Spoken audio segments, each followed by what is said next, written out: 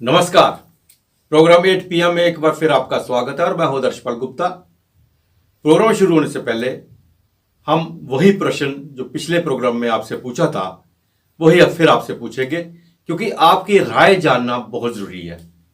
वो है कि जम्मू एयरपोर्ट का नाम महाराजा हरि सिंह के नाम पे रखा जाए या पंडित प्रेमनाथ डोगरा के नाम पे या लाला हंसराज महाजन के नाम पे। कमेंट्स बॉक्स में अपने कमेंट्स दीजिएगा। अफगानिस्तान ने पाकिस्तान का इनकाउंटर क्या किया क्रिकेट में कि पूरे पाकिस्तान रो उठा इस पे पर।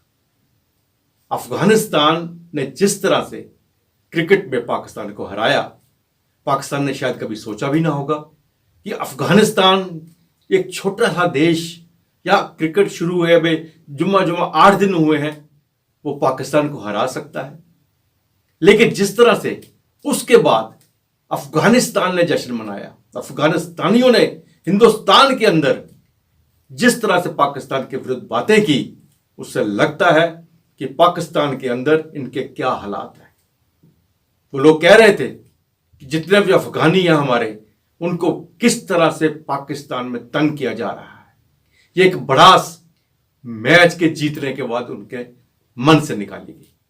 अब हम बात करते हैं, कल दशहरा था और बड़े धार्मिक तरीके से पूरे भारत में से मनाया गया। जम्मू में भी से मनाया गया, जम्मू कश्मीर में मनाया गया और श्रीनगर में भी दशहरा का पर्व मनाया गया। वहां भी रावण दहन किया गया।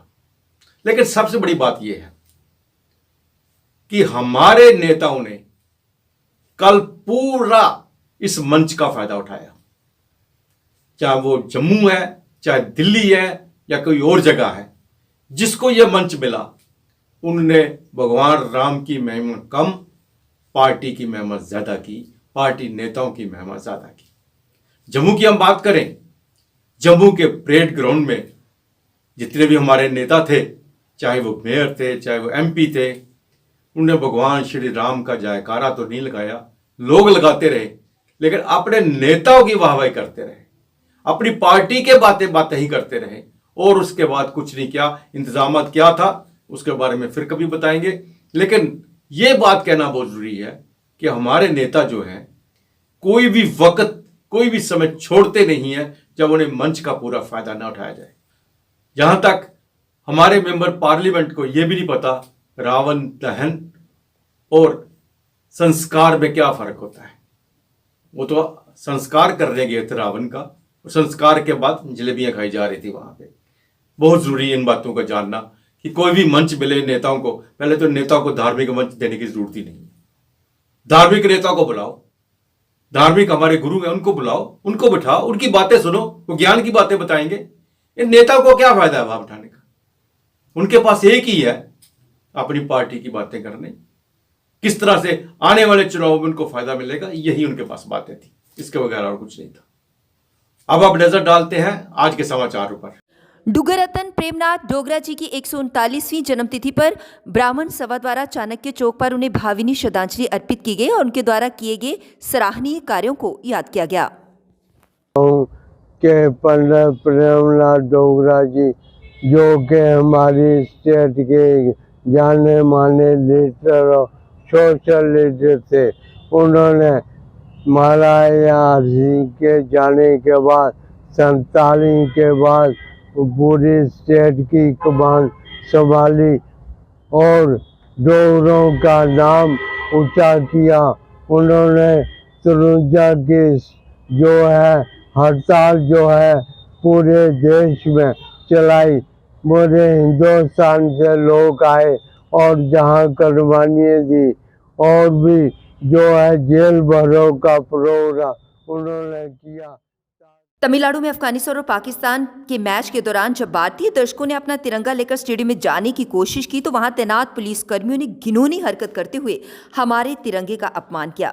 इसी को लेकर तिरंगे के सम्मान में एबीवीपी द्वारा तिरंगा रैली निकाली गई। तिरंगे के सम्मान में ये तिरंगा रैली निकाली गई है। तमिलनाडु में जब अफगानिस्तान और पाकिस्तान का मैच होता है उस समय भारतीय दर्शक जब अपना सम्मान, अपना तिरंगा लेकर के स्टेडियम में जाने की कोशिश करते हैं तो वहां पे खड़े पुलिसकर्मी द्वारा उनसे हमारा भारतीय तिरंगा लेकर के डस्टबिन में डाल दिया जाता है और इसके ऊपर डीएम के सरकार ने चुप्पी साधी हुई है। हमारा देश का सम्मान, हमारा देश का अभिमान जो भारतीय तिरंगा है उसका इतना बड़ा अपमान हो जाता है और स्टालिन सरकार चुप्पी साधे बैठी है। और जब विद्यार्थी परिषद इसका विरोध करती है तो उनके ऊपर भी जो है कार्रवाई डीएम के द्वारा की जाती है। तो अखिल भारतीय विद्यार्थी परिषद ना कभी तिरंगे के अपमान पे चुप रही है न चुप रह सकती थी, इसलिए आज पूरे देश भर में अखिल भारतीय विद्यार्थी परिषद ने जो है वो तिरंगा यात्रा। बहुजन समाज पार्टी की नीतियों से प्रभावित होकर आज आम आदमी पार्टी के कार्यकर्ता राजेश गुप्ता ने अपने साथियों समेत बहुजन समाज पार्टी का दामन थामा, जिसका बहुजन समाज पार्टी ने स्वागत किया। राजेश गुप्ता जी जो कि आम आदमी पार्टी में भी जिन्होंने काम किया है, कांग्रेस के भी स्टेट के यूथ के लीडर रहे हैं और पॉलिटिकली उनका अच्छा पहचान नाम है। और आज उन्होंने फैसला किया है कि मैं अपने साथियों समेत बहन कुमारी मायावती जी के नीति प्रोग्राम को समझते हुए बहुजन समाज पार्टी में शमूलियत का उन्होंने फैसला किया है। तो मैं बहुजन समाज पार्टी की ओर से बाहुफोर्ड का इलाका काफ़ी भीड़भाड़ भरा रहता है।